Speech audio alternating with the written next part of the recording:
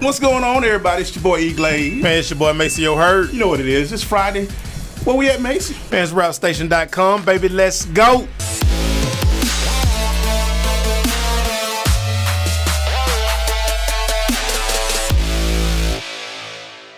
You know how we do it.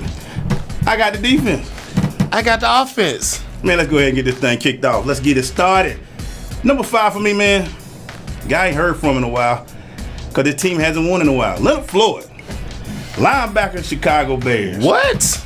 He had 4 solo tackles, but he had 2 sacks too in a 26-6 win over San Francisco.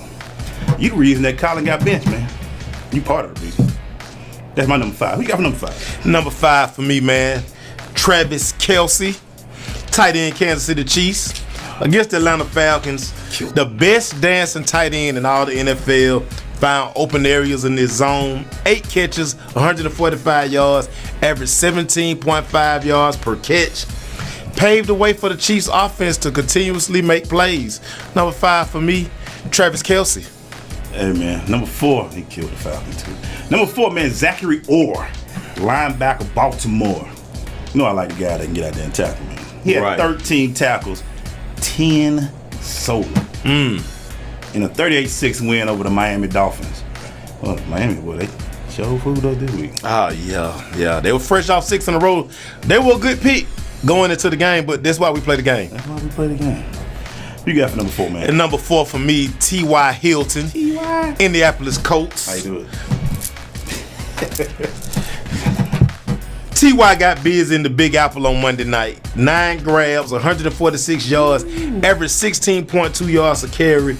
He challenged the Colts offense and the receiving corps to make big plays going into this game. Seemed like they heed the call, and he led the way. Yeah. Number 4 for me, T.Y. Hilton. Number 3 for me, I got another Bear on the list. I must have really been trying to catch up for this season. Akeem Hicks, defensive end, Chicago. Check this stat line out, Maceo. 10 tackles, 8 solo, 2 sacks, and a forced fumble. Not bad. Not bad. 26-6 win over San Francisco. Not bad. You got Colin Bench too. Not bad. That's what's up. What you got for number 3, dog? Number 3 for me, Matthew Stafford, quarterback for the Detroit Lions. Matt has become an MVP candidate. Yeah. I mean, it is what it is. Yeah. Play all season has been stellar. They said when Calvin Johnson left, his play would deteriorate. Yeah. He continues the ball. And they keep coming back in the fourth. 30 attempts, 30 completions, 42 attempts, 341 yards, 2 touchdowns, including a 66-yard strike to Golden Tate. Detroit Lions in a position to win the NFC North. Wow. And number 9 is a big reason for it. That's why you play the game. This is why you play the game. Earlier this season, everybody thought Minnesota gonna run away with the North. It ain't happening that way. Not happening. Number 2 for me is the homeboy from the ATL, Eric Berry. EBZ. He only had 2 tackles, but he had officially they call it 1 INT, but he took it to the house. And he gave his mama the football, but he also had a 2-point conversion. They call that a safety when you pick it off and run it all the way back. A pick 2. A pick 2. And that made him have another 2-point conversion that basically sealed the win for Kansas City to defeat Atlanta 29-28 over the Falcons in the Georgia Dome. I never saw a loss like that before. Hey, man, it's the first time for everything. And Atlanta just happened to do it. Who you got for number 2, man? And number 2 for me, Jordan Howard, running back for the Chicago Bears. The Bears getting love today. Yeah, it's been a while.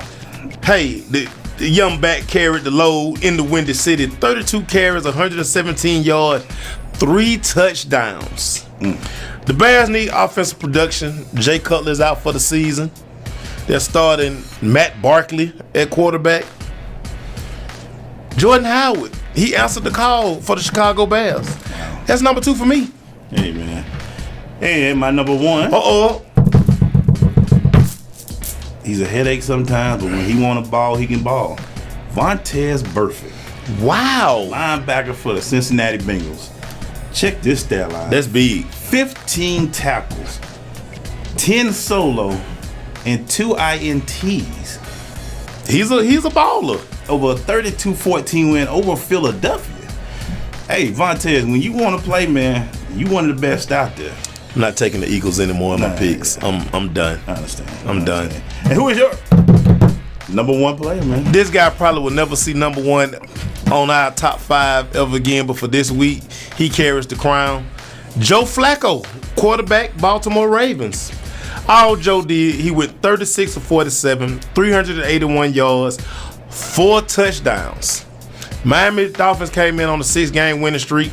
Joe Flacco took care of that, and now the Baltimore Ravens are back in playoff contention. He shut it down. This is what's crazy about Baltimore. They do this. They play ugly. They win ugly. But they still in it. Every time you count them out, they find a way to make you say, nope, it ain't over yet in Baltimore. Here they go again. Shout out to Weebay, Avon Barksdale, Stringer Bell. Y'all still in it, man. The Baltimore Ravens, man. Baltimore the Wire, baby. They still in it. And that's our top 5 for this week. We're going to switch it up from what we usually do. We're going to talk about the college football playoffs, man. It has been announced. Yeah, big topic. And it's a topic out there for a lot of you people out there about, is it right, but whatever. Is it wrong, whatever. But here's the top 4 right now. Number 1, the Crimson Tide, Roll Tide, Alabama.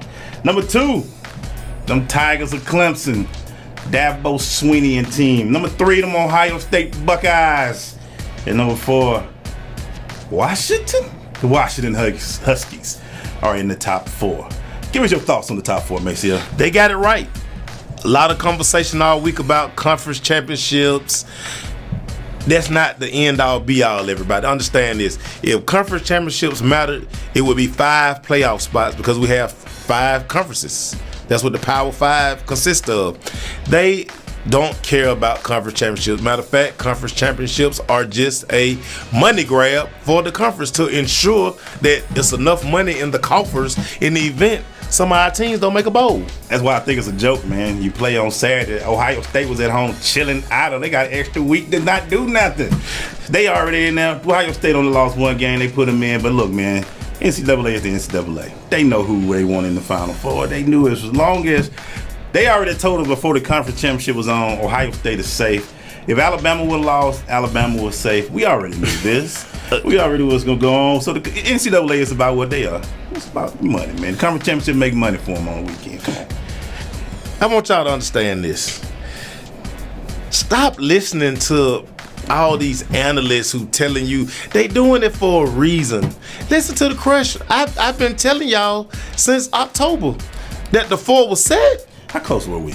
We were very close. Yeah, when we go back to our original. Go back to our preseason post. We got Alabama right. We got Clemson right. We got Ohio State right. We gave you 3 of them before the season even started. We told you. The only one we didn't see was this Washington. Nobody saw Washington. I think we might have saw Michigan maybe, but we talked Michigan. It was some talk about Oklahoma. Yeah.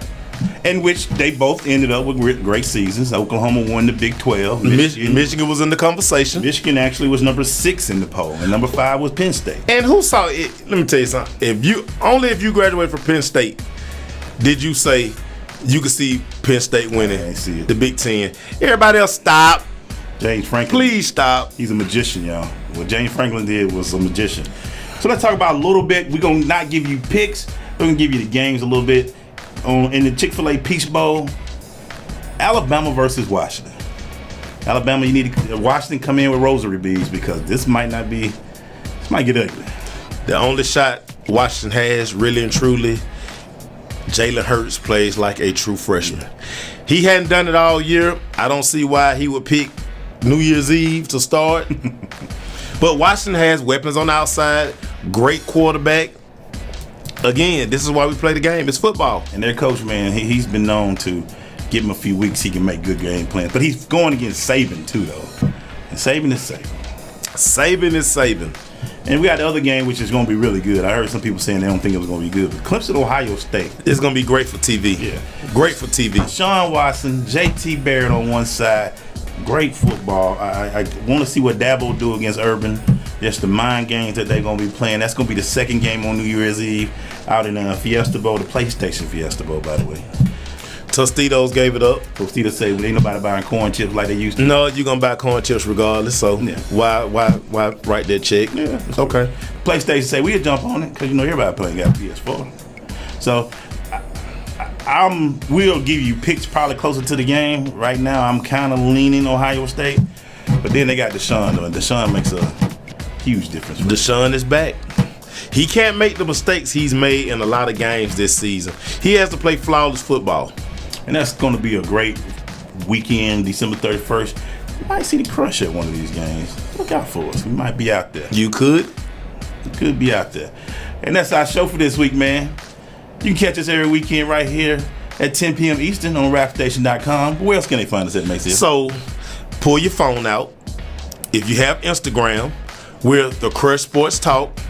If you have Twitter, The Crush Sports Talk. And if you're on Facebook, The Crush Sports Talk. It ain't that hard to find us, man. We not hard to find. Well, that's our show, man. Great show. We'll see y'all next week.